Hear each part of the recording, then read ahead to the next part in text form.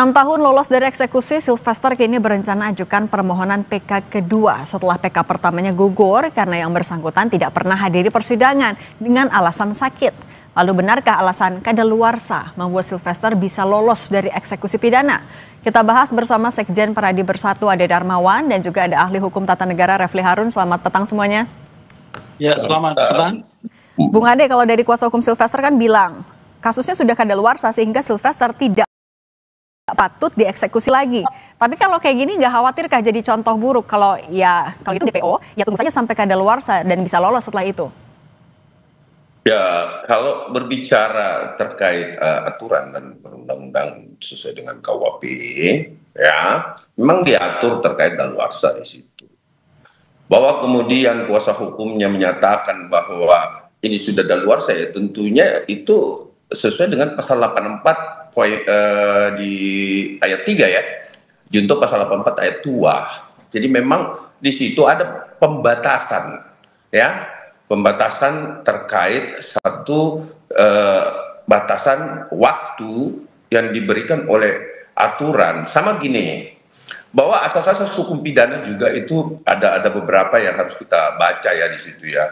Asas-asas hukum pidana dari Moelgito, terus Wirjono Prori Dikoro, ya itu jelas di situ bahwa ada verjering, artinya pembatasan. Nah, pembatasan itu selalu memang di dalam pasal 84.3 itu jelas di situ dikatakan lamanya daluarsa itu tidak boleh lebih dari putusan. Nah, itu kalau berbicara KUHP-nya. Oke, nah itu stop dulu, maaf Bang Ade, kita tanya dulu ke Bung Refli. Bung Refli, logika hukumnya gitu kah memang ya kalau kadaluarsa itu tidak melebihi dari putusan? Ini mohon maaf ya, kadang-kadang pengacara itu menyesatkan hukum untuk kepentingan kliennya.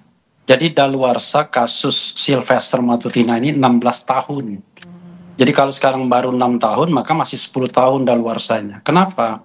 Karena dia itu dikenakan 311 KUHP yang ancaman hukumannya 4 tahun atau lebih. Nah, 4 tahun itu daluarsanya 12 tahun. Nah, dalam hal penuntutan, ketika melaksanakan eksekusi, maka itu dikategorikan sebagai kejahatan atau pelanggaran lainnya yang masa daluarsanya sama dengan tuntutan. Artinya, daluarsa eksekusi itu 12 tahun ditambah sepertiga, ada ketentuan di situ, yaitu jadinya 16 tahun. Jadi kalau pengacara mengatakan daluarsanya itu sudah lewat, itu ngawur, itu salah, itu keliru. Okay. Dan ini juga dikatakan oleh Pak Mahfud MD. Jadi kalau mengutip pasal itu, Adinda Ade Darmawan, ya kan, jangan kemudian ditwist. Tadi sudah mengatakan, daluarsa tidak boleh lebih dari masa hukuman.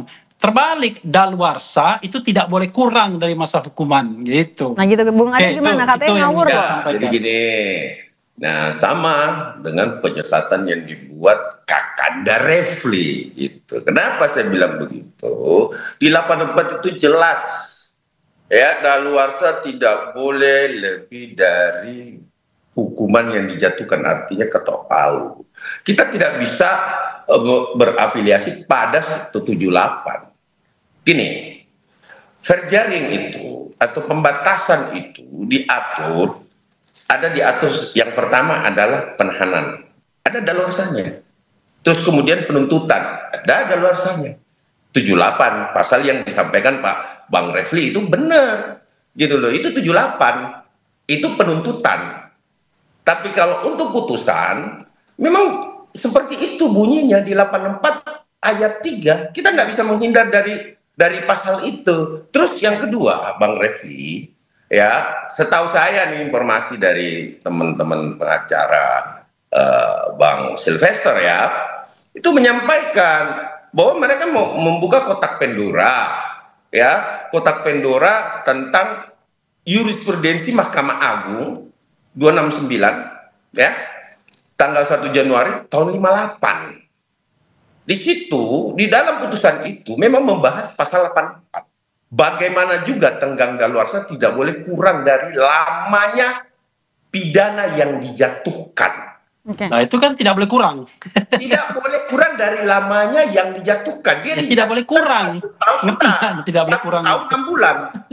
Dijatuhkan, divonis 1 tahun 6 bulan. Ini bahasa jurisprudensi, Bang. Bukan aku yang ngomong. Oke, kalau gitu Bung Refli, tapi dengan sudah 6 tahunnya ini belum dieksekusi, kemudian oke lah tadi ada Bung Ade juga punya pandangan hukumnya sendiri soal masa kadaluarsa. Tapi kalau tidak dieksekusi juga, ini salahnya di mana sebenarnya? Dari Kejari kah atau ada pihak lain? Gini ya, ini untuk masyarakat ya.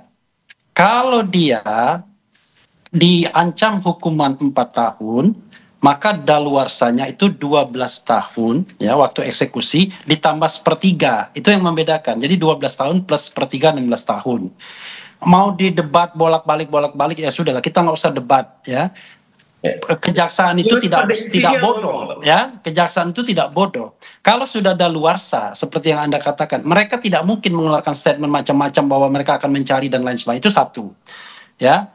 Yang kedua, pakai logika saja. Kalau begitu kita lari-lari saja. Nanti daluarsa. Nggak begitu. Jadi daluarsa itu 16 tahun. Ya silakan lari selama 16 tahun kalau bisa. Nah, karena itu menurut saya ya, kita sebagai lawyer itu, sebagai advokat itu menegakkan hukum. Bukan untuk mengingkari hukum. Anda, kewajiban Anda membela klien Anda boleh. Tetapi kalau sudah putusannya inkrah, berkekuatan hukum tetap, janganlah kemudian dicari-cari celah untuk menghindari hukuman. Kalau begitu, kita bukan negara hukum lagi. Ya, ada orang yang tidak patuh pada hukum, bukannya ditambah hukumannya, tetapi malah dihapuskan hukumannya. Itu logika dari mana? Gitu loh. Oke, Bung Refli, tapi juga dia menegaskan lagi, kalau misalnya belum dieksekusi, berarti miss-nya di mana? Ini kesalahannya di siapa sih? Ya kesalahannya saya tidak menyalahkan Sylvester, tidak menyalahkan Ade Darmawan yang membela, tidak menyalahkan Likumanan. Yang saya salahkan itu adalah kekuasaan. Dalam hal ini kejaksaan yang tidak melakukan eksekusi atas putusan yang sudah berkekuatan hukum tetap. Jadi silakan saja orang lari-lari, tetapi kekuasaan harus menggerakkan aparatnya untuk menangkap. Begitu, apalagi katanya Sylvester di Jakarta saja, tidak kemana-mana. Kok mencari orang yang tidak kemana-mana nggak bisa? Kalau seandainya lawyer itu tahu keberadaan Sylvester dan tidak memberitahukannya, dia bisa dikenai pasal yang namanya obstruction of justice, menghalang-halangi penegakan keadilan. Begitu, itu saya menyatakan hukum yang lurus, bukan hukum yang bengkok, begitu, bro. Nah, Bung Ade gimana? Kan tadi juga Kejagung minta ya kalau tahu hadirkan saja. Sylvester, ya it is your business. Tapi Anda lawyernya Sylvester juga ya, Ade? Saya kawannya Sylvester, saya berkawan aja. Kalau gitu gimana Bung Ade sebagai kawannya juga tidak bantu menghadirkan Bung Ade? Membela yang salah. Ya, gimana? Gimana Bung Ade juga kalau gitu sebagai kawannya juga tidak bantu menghadirkan Sylvester saja sesuai keinginan Kejagung juga? Jadi gini, sekali lagi saya sampaikan, komunikasi yang kami jalin dengan para lawyer, karena kebetulan itu di bawah naungan kita ya, lawyer-lawyer yang digunakan oleh Bang Sylvester. Komunikasi itu tetap berjalan kepada teman-teman lawyer, dan dia secara bukan memakai opini atau logika yang tidak termaktub di dalam KUHP. Jadi KUHP-nya itu jelas kok. Jadi kita jangan. Jadi sekali lagi saya sampaikan bahwa bro, kalau baca pasal itu yang benar. Jadi daluarsa untuk eksekusi itu kalau pelanggaran 2 tahun, kejahatan dengan percetakan 5 tahun, pelanggaran lainnya atau kejahatan lainnya sama dengan daluarsa penuntutan ditambah 84 tidak berbicara seperti itu, Bang Refli. Itu juga disampaikan oleh Pak Mahfud. Jadi Anda jangan membaca pasal sepotong-sepotong. Tidak sepotong-sepotong. 84 mendesak, jelas. Ya kan? Menyesatkan masyarakat. Apalagi Anda membaca satu pasal secara independen. Kaitkan dengan pasal 78 juga kalau membaca. Jadi itulah yang namanya penafsiran sistematis. Anda membaca satu pasal seolah-olah berdiri sendiri. Anda paham nggak dalam penafsiran hukum itu adalah Anda harus menafsirkan secara sistematis antara satu pasal dan pasal lainnya. Kalau dikatakan yang namanya daluarsa sama dengan masa penuntutan ditambah 1/3. Oke, Bung Refli, kita dengarkan dulu Bung Ade ya. Bung Ade silakan. 16 tahun, paham? Oke, Bung Ade dulu silakan. Pernyataan Pak Mahfud juga 16 tahun. Kalau daluarsanya Oke, Bung Refli. Bung Refli kita tahan dulu ya. Bung Refli kita dengarkan dulu Bung Ade. Oke, Bung Refli. Anda nggak ngerti. Lari aja. Bung Refli kita dengarkan dulu juga. Kita berikan kesempatan yang sama untuk semuanya ya. Bung Refli. Jangan menyesatkan hukum. Oke. Adinda Ade Darmawan tercinta. Iya. Oke, Bung Refli kita stop dulu ya. Oke, Bung Ade silakan. Saya nggak punya kepentingan. Bung Refli, kita mau ditangkap, ditahan atau dibebaskan. Kepentingan saya adalah menegakkan hukum yang sebenar-benarnya. Oke, stop dulu Bung Refli. Silakan Bung Ade. Anda mengatakan, wah ini ijazah ini adalah hal yang privat, padahal sudah dikecualikan melalui pasal 18 ayat 2. Oke, Bung Refli. Mengatakan pasal 17 Undang-Undang Keterbukaan Informasi Publik. Jangan Jadi kalau mau mengatakan dan melihat hukum harus sama-sama kita membaca, Bos. Oke, Bung Refli, Bung Ade. Menguntungkan Anda saja. Bung Refli, Bung Ade, kita kalau dua-duanya berbicara ini noise-nya terlalu berisik, gak kedengeran juga. Oke, Bung Refli, stop dulu ya. Bung Ade dulu silakan. Kita mengadu konsistensi berpikir dan berbicara. Oke, Bung Refli, stop dulu. Oke, Bung Ade.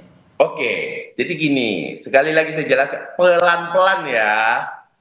Di jurisprudensi ya nomor 269 tahun 1957 dan 58 ya Bung Refli ya. Jelas dikatakan pasal 84 ayat 3 bagaimana juga tenggang daluarsa tidak boleh kurang dari lamanya pidana yang dijatuhkan. Ya tidak boleh kurang itu artinya tidak boleh. Saya tanya dulu, saya tanya sekarang Bang Refli, putusan Bang Sylvester berapa? 1,5 tahun. Nah, berarti tidak boleh kurang daripada 1,5 tahun. Kalau tidak boleh kurang itu lebih atau kurang? Oke. Tidak boleh kurang. Logika bahasanya gimana sih? 1,5 tahun ini sudah 6 tahun. Tidak boleh kurang dari 1,5 tahun. Udah 6 tahun. Kalau tidak boleh kurang dari 1,5 tahun itu berapa? 1 tahun. Oke. Anda yang pakai otak dong. Oke, Bung Ade, Bung Refli. 1,5 tahun itu artinya 2 tahun, 3 tahun. Oke, Bung Ade, Bung Refli. Ini kalau dua-dua bicara lagi-lagi tidak terdengar dua-duanya. Ini nanti kita lanjutkan saja, tapi mungkin di sesi lain saja ya kalau gitu. Bung Ade, Bung Refli, terima kasih sudah berbagi bersama Kompas Petang. Kami juga akan tunggu nanti kelanjutan prosesnya. Terima kasih semuanya. Sehat selalu.